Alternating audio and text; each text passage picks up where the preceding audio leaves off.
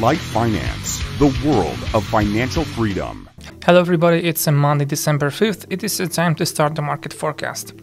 In the beginning, as usual, we will go through the calendar and then we will quickly summarize fundamentals for the dollar to make some short trading plan for this week. So, starting on Monday, we will get various PMI data from the Eurozone, Great Britain and the US. On Tuesday, we will get IB PMI from Canada.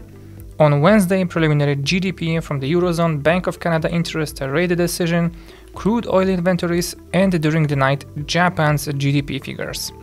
Thursday and Friday are modest. First, we will get initial jobless claims and then inflation on producers' side. So now we clearly see that the slowdown in inflation and the Fed's monetary tightening are changing the balance of power in Forex. USD is no longer the undisputed leader. So let's discuss the topic and make up a trading plan for the Euro-USD.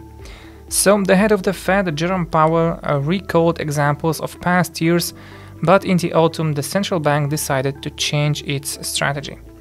The Fed is not ready to sacrifice its own economy to defeat high prices.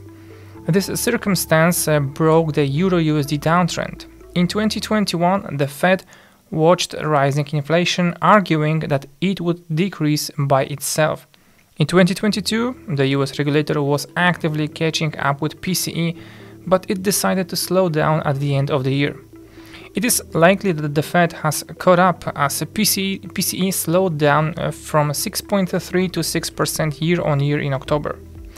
At the same time, prices for services, with the exception of a housing and energy service, grew at the slowest pace in 3 months. So Jerome Powell called this indicator the most important component of the forecast. According to the ISM study, the price pressure in the manufacturing industry in November fell at the highest rate since 2020. Inflation is slowing down not only in the US but throughout the world. According to Bloomberg research, the global CPI growth rate has fallen from a peak of 9.8% to 9.5%.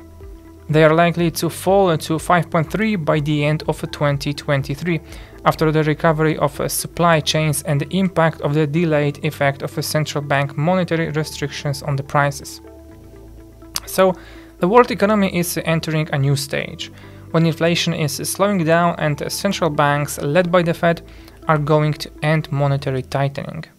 This is bad news, of course, for the dollar. On the contrary. This is understood by both asset managers who constantly enter USD net sales and hedge funds.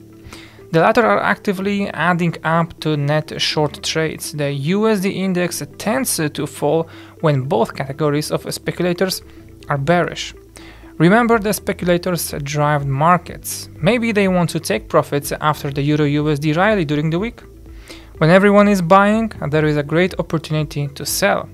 Therefore, due to the further growth of the euro, it would be reasonable to partially close the long trades if you entered them previously.